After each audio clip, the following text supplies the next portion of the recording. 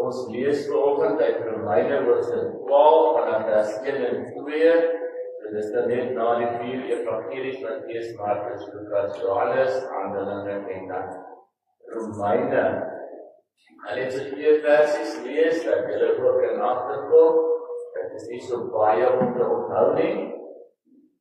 En dan moet julle veral kyk na versie nommer 2. Daar staan, ek vernuwe julle denke. Met ander woorde, God verander ons denke. Sien julle op die bord, daai skermpie net vir enetjie terug, is daar 'n boompie. Hy boompie lyk nie die stelling, hè? Aan die een kant lyk hy dood gevrek, waar hy sy eie krag probeer staat maak, en dan kom God en sê, maar ek vernuwe jou, ek maak nie, jy hoef nie droogte in die donkerte te bly nie, ek kom gee vir jou lewe, daar's groenigheid, daar's groei. Met ander woorde, ons verander ons denke, God verander ons denke. En dan sê vir ons, die denke wat hy verander, is wat vir hom goed, reg en volmaak. So dit moet so wees soos wat God sou gedink het, so moet ons dan ook dink. Hemelse Vader, baie dankie om te stil vir U. Here, dankie dat ons kan Bybel lees. Mary Jones het lang gespaar, baie ver gestap vir haar Bybel, Here, om elke dag te lees vanuit die Bybel uit, Here. Sy wil nie meer gehad het, iemand anders moes vir haar lees nie. Sy wil self gelees het, en daarom is die Bybel belangrik.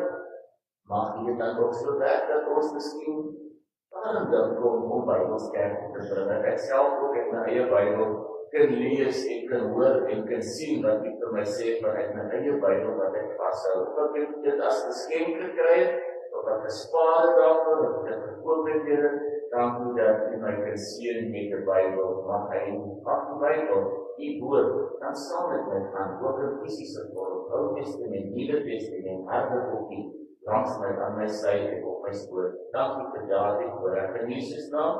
Amen. Daar staan vir ons geskrywe, 'n nuwe lewe in Christus. So, daai ou droë takke, change, en ons kry na groen takke toe, né? En nou doen ek 'n beroep op julle broers, op grond van die groot ontferming van God. Gee julleself as 'n lewende en heilige gee julleself aan God as lewende en heilige offers, wat vir hom aanneemlik is. Dit is die wesenlike van die godsdienst wat julle moet beoefen. En ek wil so net so 'n bietjie met mamma papa praat, voordat ek na julle toe terugkom. Dit is die wesenlike van die godsdienst wat ons moet beoefen. Gee jouself as 'n lewende en heilige offer aan hom. Voordat ek 'n aanspraak maak op vernuwe my denke en verander my, het ek myself al vir die Here gegee as 'n heilige en 'n lewende offer. En ons moet by daai punt kom, en dis ook hoekom ek gepraat het oor met die doop rondom die geloof, die gelofte by die ouers agter. Ek glo oor die Vader, ek glo in Jesus Christus sy seun, ek glo in die werking van die Heilige Gees, ek glo in hierdie sondige wêreld, maar ek gaan nie die wêreld gelyk word nie. God gaan my denke verander. Het jy jouself as 'n lewende en heilige offer vir God gegee? En dan kom ons by die tweede, Here, moet nie aan hierdie sondige wêreld gelyk word nie. Hoekom nie? Want ek het myself as 'n lewende heilige offer aan God gegee, nie aan die wêreld nie. Maar laat God julle verander, deur julle denke te vernuwe. Dan sal julle kan onderskei. Onderskei beteken reg en verkeerd, né? Ons maak 'n besluit wat die wil van God is en wat vir hom goed en aanneemlik en volmaak is. Met ander woorde, ons kan onderskei, ons kan kies wat is vir God reg en wat is nie vir God reg nie. Dit is wat dit beteken dat God ons denke vernuwe. So wanneer ek in 'n situasie is, my maatjie maak my seer, of ek voel nie lekker nie, er is kinder oor my, of ek is kwaad, dan vra ek vir myself, God vernuwe my denke, Here vernuwe my denke, dat ek anders hieroor dink. In die verlede sou ek op potskot gegee, of om getrip het as ek voor my in die gang geloop het, of ek sou iets sleg op Facebook of WhatsApp of al baie goeders geplaas het. Nou kom ek agter, maar God moet my anders laat dink, nie laat dink. En dan vra ek die Here, hoe moet ek nou anders dink in hierdie situasie? Onthou die woord het gesê, God is vir jou. God kom en hy sê, maar jy is myne. En daarom moet ons dan doen wat God wil hê ons moet. Hy kies ons. En daarom moet ons gehoorsaam wees aan God. Ek wil dit so 'n bietjie vir julle verduidelik. Ken julle die tuin van Eden? Wat het in die tuin van Eden gebeur? En julle onthou, wat het daar gebeur? Heel eerste, in die begin, daar die eerste woord in Genesis. Wat het in Genesis 1 gebeur? En julle onthou, wat het God gedoen? Louis, kan jy onthou?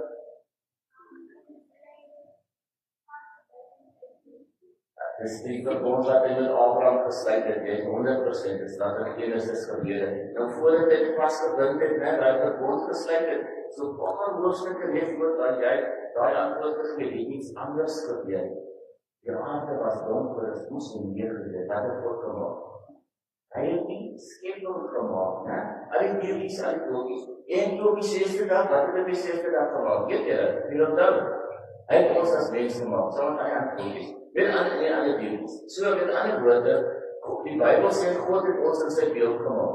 So hier kom ons, en die kopie met alle respect is God, en ons maak, en God maak ons in sy beeld. Met ander woorde, die water, wat is die water? Die water vorm die vorm neem die vorm aan van die kopie. So die water is eintlik dieselfde vorm as die kopie. Een is binnekant, een is buitekant. En toe het God gesê, nou ek maak julle in my vorm.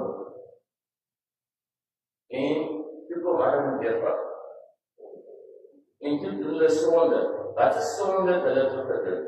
Hulle het die sonde gepleeg. Die Bybel het gesê, lelies geslaan wat sy so uitwys in die Bybel. Hy het gesê, die slang het vir Adam en Eva gesê, as julle van die vrug eet, dan gaan julle soos God wees. En hulle was soos God gewees het, en daarom het hulle sonde gedoen. Een vir Adam en een vir Eva. Vir altyd julle skuldig, né? Nou vra ek vir julle, het ons nog steeds die beeld van God? Ons kan nie meer die beeld van God aanneem, want die sonde veroorsaak dat alles uitloop. Ons kan nie meer, ons is nie meer God se beeld nie. Want die water neem nie meer die vorm van die koppietjie aan. Nou is dit 'n probleem, en dit is wat ons sê, wat sonde die wêreld ingebring het. Net dat goed wat ek verkeerd dink, ek visie kry krag, dink jy dit kyk net so? Nee, jy wil gestaan te antwoord. Of jy wens slegte goeders, né? Dis die sonde, of dat vat iemand se boek op lineaal, of wat ek al maak. Dis die sonde aspek, die verkeerde aspek. So die sonde het verwydering gebring, ons is nie meer God se beeld nie. En nou is dit 'n probleem. Nou het God gekom, ek het julle so lief, dat ek hierdie probleme in die wêreld ingekom het, deur sonde, deur die verkeerde besluit. Onthou, Adam en Eva het 'n verkeerde besluit geneem. Ons sê, Here, vernuwe my denke, moenie dat ek 'n verkeerde besluit neem nie. So toe kom Jesus, en hy sê maar, ek vergewe jou sondes. Die beeld van God in ons word herstel. Jy kan weer wees soos God, jy iemand nou wat moet Jesus doen, ek kan ook wees soos God, maar kan altyd belangstel, ek kan altyd uitkyk, ek kan altyd verlang om so God te wees. En wat het Jesus gekom? Hy het daai sonde wat so uitloop, en hy kom sê, maar dit is nie nodig, maar ek het daarvoor gestel, ek loop dit. Ek laat jou nie dink. Ek gee vir jou 'n ander hart, ek laat jou anders te dink. Ek wil nie eintlik sê anders nie, want dit is teologies verkeerd. Ek gee vir jou 'n nuwe hart. Ek gee vir jou 'n nuwe denke. Ek wil nie iemand anders dink oor die goed nie. Ek gee vir jou 'n nuwe insig. So daarom is dit ook belangrik dat ons veral vir julle kindertjies dit moontlik is om weer hierdie verhouding met God te herstel. Sonder Jesus loop alles uit. Wat gebeur met die koppie? Is leeg. Ons het nie 'n leeg koppie, ons gevul met die Heilige Gees en sê Jesus, ons wil met U gevul wees, vergewe ons sondes. Help ons om dit nie meer te doen. Vernuwe ons denke, dat ons nie dink oor ou goedes. So as iemand nou vir jou name noem, wat gaan julle doen? Gaan julle terug sê, jy's op.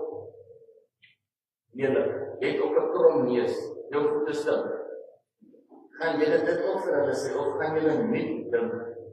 Ons gaan dink, so Jesus opgeneem. En nou kan ek vir julle sê, dis moeilik. Wat het goeders dink kinders van julle ouderdom verkeerd? As ek nou vir jou vra, wat dink julle doen julle verkeerd? Dink goeders, wat dink jy verkeerd? Wat sal julle vir my sê? Want nou as jy dit sê jy doen dit nie, dis ander mense wat dit so dink. Jy doen. Jy klap ja, jy is agressief ja, jy klap jou ma, jy klap jou boetie, jou sussie, jy klap jou maatjie. Ja, dis verkeerd dink en dan doen ek sommer verkeerd. Ek vloek, ek praat verkeerde goeders, ek sê dalk verkeerde woorde en ek gebruik die Here se naam eintlik. Wat doen ons nog? Wat dink ons nog verkeerd? Yes. Ja, as kinders brille het, dan noem ons dit 4 eyes, soos Caroline het voor, dan noem ons daar 4 eyes, en sy noem vir my dit 4 eyes, en dan soos altyd net verskuldig, né? Want God het nie my denke verander nie, of vernuwe nie, want bly mekaar slegs sê, so daarom moet daar 'n vernuwing plaasvind. Nou dit 2 wolkies, wie van julle wil my kom help? Wat het daai wolkie? Nog iemand? Ja. Ek gaan nou vir julle slegte en goeie gedagtes deur mekaar opnoem, né? Dan moet julle nou vir my sê, hierdie een is die goeie gedagtes en daai een is die slegte gedagtes. Die kruis nie weer. As jy dink ek is nie goed genoeg nie, watter gedagte is dit? 'n goeie gedagte of 'n slegte gedagte? Sleg hou ons so op, né? Hy so raak vir almal. As ek dink ek is nie goed genoeg nie, dan dink ek dis 'n slegte gedagte. As ek dink vandag gaan ek vriendelik wees, watter gedagte is dit? 'n goeie gedagte, né? En as ek dan dink ek gaan kies om iemand te vergewe, ek gaan nie kwaad bly nie. Ek gaan nie kwaad my maatjie bly nie. Is dit 'n goeie ding wat jy dink of is dit 'n slegte ding wat jy dink? Is dit? Ja, dan wys Frans af, dit is goed, né? Miskien as ek maar weer dit gedoen het, dan sal jy beter verstaan dat jy die emojis. Dankie nou, weet ek net vervolg. Goed. As jy nie van iemand hou nie, ek like jou nie. Goeie gedagte, slegte gedagte. Slegte gedagte, né? Ek wens iets sleg gaan met jou gebeur. Goeie gedagte, slegte gedagte. Slegte gedagte, né? Ek gaan jou terugkry. Goeie gedagte, slegte gedagte. Goeie of slegte gedagte. Slegte een, né? Ek gaan iemand anders help vandag. Goed of sleg? Goed, né? Ek is nie alleen nie, God is by my. Goed of sleg? Dit is 'n goeie gedagte. En dan die laaste een, ek kies om goed te doen. Vandag gaan ek kies om goed te doen. Is dit 'n goeie ding of 'n slegte ding? Goeie ding. So nou moet julle weet, elkeen van julle en ons, mamma, papa, ek ook, almal ingesluit, word ons het 'n keuse. Ons kan kies. Gaan jy sleg dink of optree? Of ons kan goed dink of optree, ja? So met ander woorde, ek kan in liefde optree, want goeie goeders is gewoonlik in liefde, of ek kan in verkeerd optree, die slegte goeders, né? Dankie julle vir julle kan sommer net daar neersit. En dit is wanneer ons met God sê, maar ek besef vandag, in hierdie versie, Romeine 12 vers 2, dat U my nuwe denke gee. En hierdie nuwe denke, die goeie goeders wat ons besluit het op, dit moet vir God reg wees. Dit moet vir hom aanneemlik wees, met ander woorde, hy moet daarvan hou. Dit moet volmaak wees, dit moet geen gebreke of enige agterdog of verskoude agendas hê. En ek kan dit slegs doen as ek in myself as 'n lewende offer aan God gee.